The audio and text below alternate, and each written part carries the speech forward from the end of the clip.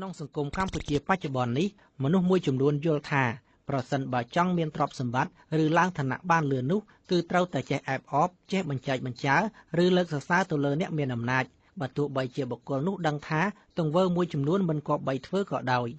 ជាក់ស្ដែងបុគ្គលខ្លះដែលចេញមុខការពារគណៈបកប្រជាជនកម្ពុជាជាពិសេសការពារលោកនាយករដ្ឋមន្ត្រីហ៊ុនសែនមិនយូរមិនឆាប់ពួកគេច្រើនតែឡើងតំណែងបានលឿនអតីតមនុស្សស្និទ្ធនឹងលោកកឹមសុខាដែលបានចេញមុខប្តឹងប្រធានរបស់ខ្លួន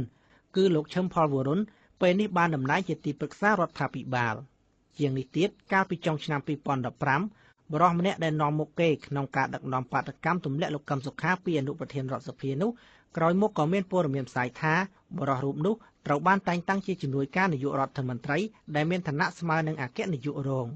ចុះចំណែកយុវជនដែលអះអាងថាជានិស្សិតខំដើរស្រែកតវ៉ាគ្រប់វេទិកាឲ្យលោកកឹមសុខាចេញបកស្រាយខ្សែអត្ថសម្លេងនោះតែពួកគេនឹងខ្លាចជាអ្វីដែរបើទោះបីជាក្រុមនេះអះអាងថាសកម្មភាពរបស់ពួកគេមិនមែនជាប់ពាក់ព័ន្ធនឹងរឿងនយោបាយក៏ដោយប៉ុន្តែមជ្ឈដ្ឋានជាច្រើនបានមើលឃើញថាក្រុមនេះត្រូវបានរៀបចំដោយគណៈបកកណ្ដាលអំណាចនេះបើយោងតាមមតិយោបល់រាប់រយនាក់នៅតាមបណ្ដាញសង្គម Facebook តំណាងក្រុមនេះមានឈ្មោះស្រីចម្រើននៅពេលចេញតវ៉ាគឺមានរថយន្តទំនើបនិងមានអ្នកបើកបរជូនទៅវិញទៅមកហាក់ដូចជាតំណាងរាស្ត្រអញ្ចឹងដែរមួយវិញទៀតនៅពេលក្រុមនេះដាក់ញត្តិទៅកាន់រដ្ឋសភាឲ្យកោះហៅលោកកឹមសុខាបំភ្លឺរឿងបុគ្គលឯកជននោះហើយរដ្ឋសភាមិនទាន់បានឆ្លើយតបភ្លាមស្រាប់តែលោកនាយករដ្ឋមន្ត្រីហ៊ុនសែនព្រមានថាប្រសិនបើរដ្ឋាភិបាលលោកដៃចូលរឿងនេះនឹងកាន់តែធ្ងន់ធ្ងរហើយលោកហ៊ុនសែនថែមទាំងអះអាងថាលោកមានភ័ស្តុតាងថាមេដឹកនាំគណៈបកប្រឆាំងដែលលោកមិនបានបញ្ចេញឈ្មោះនោះនាំស្រីទៅសន្តាគារមួយនៅបាងកកប្រទេសថៃទាក់ទងទៅនឹងរឿងនេះអ្នកស្រាវជ្រាវពីការអភិវឌ្ឍសង្គមលោកបណ្ឌិតមាសនេះវិភាគថាក្រុមយុវជនដែលខំដើរតវ៉ាប្រឆាំងនឹងលោកកឹមសុខានោះនឹងត្រូវបានតំណែងបនស័ក្តិក្នុងជួររដ្ឋាភិបាលនេះបើផ្អែកទៅលើការមើលឃើញកន្លងមកតែបើយើងមើលនៅក្នុងស្ថានភាពរបស់និស្សិតនេះវាដូចជាអ្វីវាសិតតែជារឿងរៀបចំទាំងអស់អញ្ចឹងខ្ញុំគិតថានិស្សិតនេះនឹងត្រូវបានគេបង្កើនតំណែងឲ្យសាស្ត្រាចារ្យវិទ្យាសាស្ត្រនយោបាយលោកសូចន្ទថាក៏យល់ថាក្រុមយុវជនដែលគេប្រើឲ្យប្តឹងលោកកឹមសុខាពេលនេះអាចនឹងមានលៀបសក្ការៈនិងមុខតំណែងនៅក្នុងជួររដ្ឋាភិបាលនៃគណៈបកប្រជាជនកម្ពុជាគឺដោយអ្វីដែលបានមើលឃើញកន្លងមកនោះដែរប៉ុន្តែលោកវិភាគទៀតថាប្រសិនបើអ្នកដឹកនាំយកមនុស្សប្រភេទនេះទៅធ្វើជាអ្នកផ្ដល់យោបល់ឲ្យខ្លួននោះគឺមិនបានជួយឲ្យសង្គមរីកចម្រើននោះទេតែពាក្យថាទីប្រឹក្សាពាក្យថាជំនួយការជាមនុស្សដែលអាចមានគំនិតមានយោបល់ផ្ដល់យោបល់ធ្វើអ្វីដែលធ្វើអ្វីដែលមានប្រយោជន៍សម្រាប់ស្ថាប័នហើយសម្រាប់សង្គមទាំងមូលតែប្រសិនបើលោករដ្ឋាភិបាលយកក្រុមយុវជនដែលច្រើនតែមិនស្លីការផ្គត់ផ្គង់មកធ្វើជាពិសាឬក៏ជាជំនួយការខ្ញុំគិតថាមិនមានអីដែលរីកចម្រើនទេដូចបាត់ខោតកន្លងមកដែលធ្លាប់យក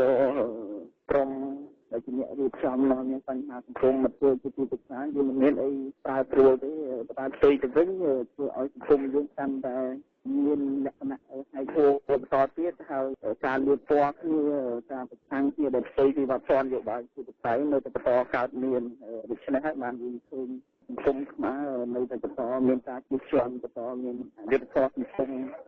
របស់ហ្នឹងគឺជាដែលរដ្ឋាភិបាលឬក៏មន្ត្រីធំហ្នឹងប្រើមនុស្សដែលមិនចំគោលដៅទោះជាយ៉ាងណាបុគ្គលខ្លះទៀតបន្ទាប់ពីបានឡើងតំណែងលឿនក៏ត្រូវបានធ្លាក់ពីតំណែងលឿនវិញដែរក្រោយពីមានឃាតកម្មសម្លាប់លោកជាវិជាអតីតមេដឹកនាំសហជីពដ៏ល្បីឈ្មោះនោះលោកហេងពៅជាអតីតស្នងការនគរបាលក្រុងភ្នំពេញកាលនោះក៏បានឡើងតំណែងជាបន្តបន្ទាប់រហូតដល់ផ្កាយ2និងជាទីប្រឹក្សាផ្ទាល់លោកនាយករដ្ឋមន្ត្រីផងដែរប៉ុន្តែពេលនេះលោកហេងពៅកំពុងតែជាប់ក្នុងពន្ធនាគារដោយសារតែមានបណ្ដឹងព្រហ្មទណ្ឌជាច្រើនប្រឆាំងរូបលោកពីបទឧក្រិដ្ឋនៅពេលដែលលោកមានអំណាចជាស្នងការនគរបាលក្រុងភ្នំពេញទាក់ទងទៅនឹងចំណុចនេះដែរលោកបណ្ឌិតមាសនេះគាត់សម្គាល់ថានៅក្នុងប្រទេសដែលប្រកាន់របបកុម្មុយនីសគឺមនុស្សដែលគេប្រើជាឧបករណ៍នយោបាយហើយបានដឹងរឿងច្រើនរបស់គេទីបំផុតនឹងត្រូវបាត់ខ្លួនរឿងនេះវាកើតឡើងនៅក្នុងប្រទេសមួយចំនួនដែលអ្នក